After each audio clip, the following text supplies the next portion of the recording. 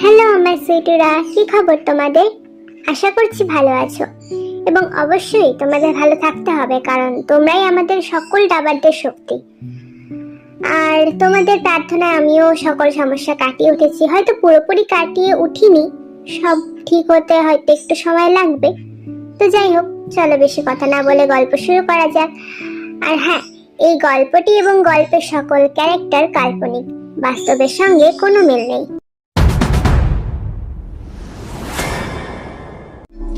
सर्दी की रातों में हम सोए रहे एक चादर में हम दोनों तन्हा हो। জাংকুকের রেজাল্ট আউট হয়। জাংকুক খুব ভালো রেজাল্ট করেছে, স্টার মার্কস পেয়ে পাশ করেছে। এখন কলেজে ভর্তি হওয়ার পালা। কিন্তু নামজনের ইচ্ছে জাংকুককে দেশে রেখে আর পড়াবেন না, এবার জাংকুককে বিদেশে পাঠিয়ে দেবেন। অবশ্য তার প্রধান কারণ জাংকুকের টের জন্য এতটা পাগলামি। এই তো কিছুক্ষণ আগের ঘটনা। আজ তেকে দেখতে আসার কথা ছিল, কিন্তু তারা শেষ অবধি এসে পৌঁছায়নি। কিন্তু কেন পৌঁছায়নি তা কেউই জানে না। আর ওই যে ঘটক, যে কিনা সম্বন্ধ নিয়ে এসেছিল, সে যেন কিভাবে অ্যাক্সিডেন্ট করেছে এবং হসপিটালাইজড হয়েছে। সবাই এই ব্যাপারটা নিয়ে প্রচন্ড চিন্তায় আছে, কিন্তু এক এবং একমাত্র জিহোক চুপ করে বসে আছেন এবং জাংকুকের মুখের দিকে তাকিয়ে মুচকি মুচকি হাসছেন। তাহলে আর কি করার? ওনাদের যখন কোনো খবর পাওয়াই যাচ্ছে না, তখন আমার মনে হয় না ওনারা আর কখনো আসবেন। জাংকুকের কথা শুনে জিহোক মুচকি হেসে বলে ওঠেন, আচ্ছা, তো তোমার এমন কেন মনে হচ্ছে জাংকুক যে তারা আর কখনোই আসবে না? কারণ সব কারণের কি ব্যাখ্যা হয় আঙ্কেল? বলেই জাংকুক উঠে পড়ে।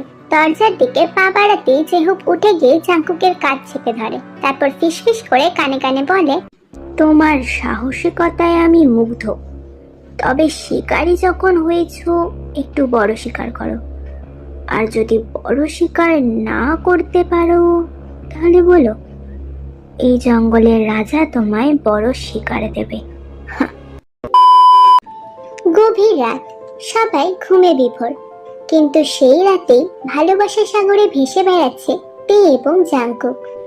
তের ঘরের ব্যালকনি দিয়ে জাংকুক রুমে প্রবেশ করে। দেখে তে ল্যাপটপে কিছু দেখছে। জাংকুক টুক করে তের গালে একটা চুমু খায়, তারপর তের কোলে মাথা রেখে শুয়ে পড়ে। জাংকুক, তুমি এখন এখানে কেন এসেছো? যদি কেউ দেখে ফেলে? কে দেখবে বেবি? আর তাছাড়া রোজ রোজ তো টিস্যু ইউজ করতে ইচ্ছা করে না সোনা। চলো না, আজ তুমি টিস্যুর কাজ করে দাও না প্লিজ। তাহলে চুপ থাকো, আমি এখন মুভি দেখছি। My fault. জাংকুক ঠোঁট কামড়ে হাসি, তারপর বলে, ও আচ্ছা, মুভি দেখছো? তা মুভিটাতে যা যা আছে, চলো না আমরা তাই তাই করিতে। দেখে তো শান্তি পাবে না তে, বরং করলে শুধু করতেই ইচ্ছা করবে। তে জানে মুভিটাতে ঠিক কি কি আছে, তাই তে ল্যাপটপ বন্ধ করতে করতে বলে, ঘুমাও। না বেবি গার্ল, ঘুমাবো না আজ। আজ তোমায় সুখের সাগরে ঘুরতে নিয়ে যাব। বলেই জাংকুক উঠে যায় বিছানা থেকে।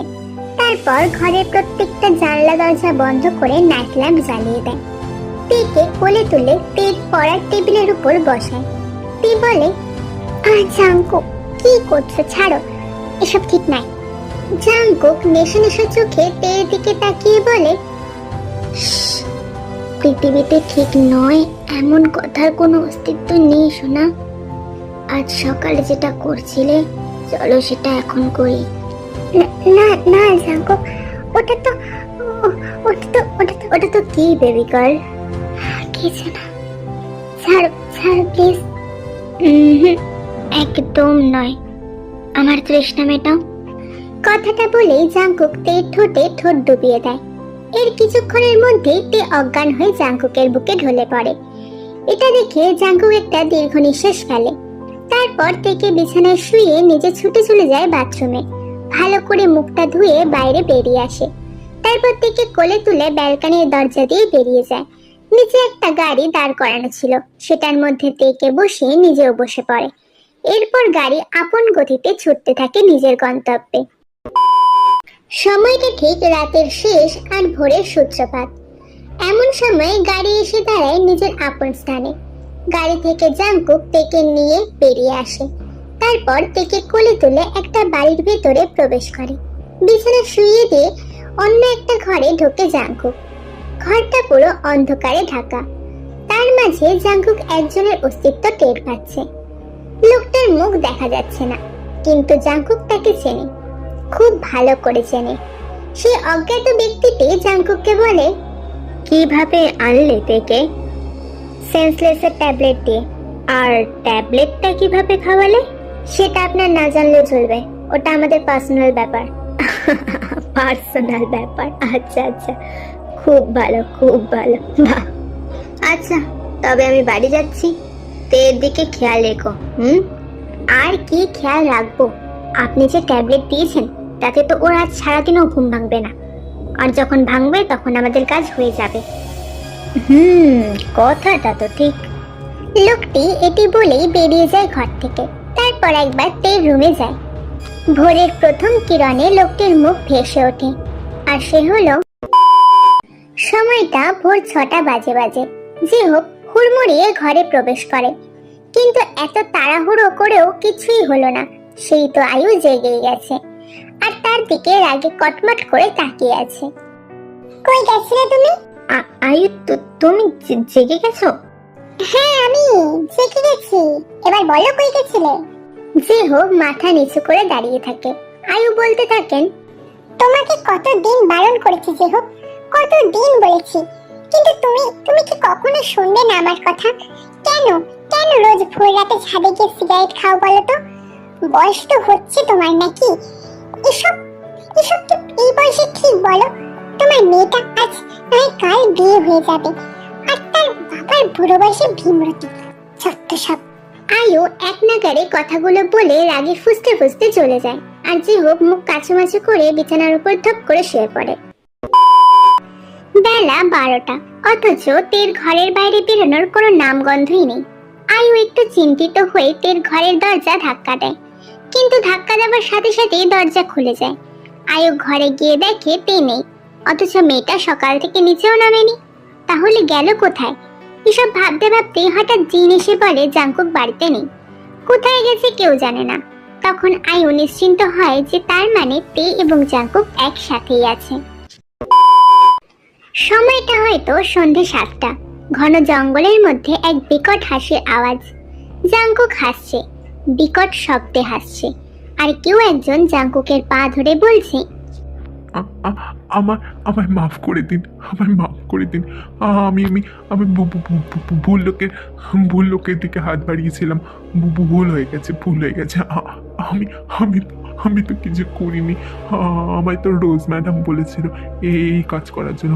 প্লিজ আমায় ছেড়ে দিন, প্লিজ। ওহো তাই নাকি? তা তোর রোজ ম্যাডাম কত টাকা দিয়েছিল তোকে?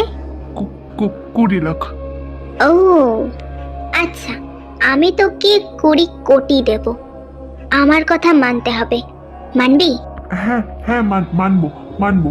কি কি করতে হবে বলুন, আমায় বলুন, আমি আমি সব করবো। মরতে হবে, পারবি তো? এবার লোকটি কেঁদে ফেলে। জাংকুক বলে, আচ্ছা যা, তোকে ছেড়ে দিলাম, পালা এই জঙ্গল থেকে, নয়তো মরবি আমার হাতে। তবে শর্ত একটাই, দৌড়াতে হবে, থামা যাবে না। লোকটা দৌড়াতে থাকে, কিন্তু কিছু দূর যাওয়ার পরে জাংকুক শুট করে লোকটাকে। লোকটা শুট করার সাথে সাথে একটা মহিলার কণ্ঠ চিৎকার করে ওঠে।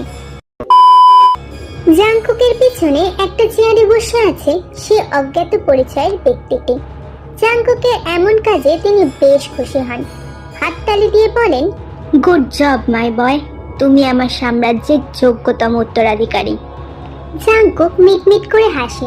তারপর তাদের থেকে কিছু দূরে হাত পা মুখ বাঁধা অবস্থায় পড়ে থাকা একটা মহিলার দিকে ইঙ্গিত করে বলে, ওটা আপনার শিকার, আপনি সামলান, আমি যাই, আমার বউয়ের সাথে একটু রোম্যান্স করে আসি। ব্যক্তিটি মুখ শুকনো করে বলে, জাংকুক, তুমি আস্ত একটা বেয়াদব ছিলে। আপনার সাথে তো এখনো বেয়াদবি করিনি। যাও এখান থেকে বেয়াদব ছেলে। গল্পটা ভালো লাগলে অবশ্যই বেশি বেশি করে লাইক কমেন্ট করবে।